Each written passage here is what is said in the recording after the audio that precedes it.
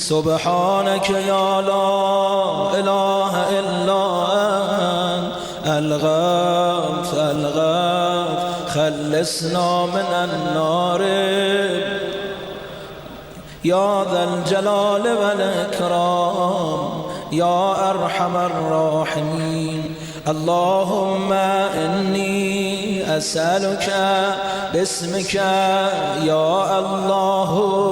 يا رحمن يا رحيم يا كريم يا مقيم يا عظيم يا قديم يا عليم يا حليم يا حكيم يا سيد السادات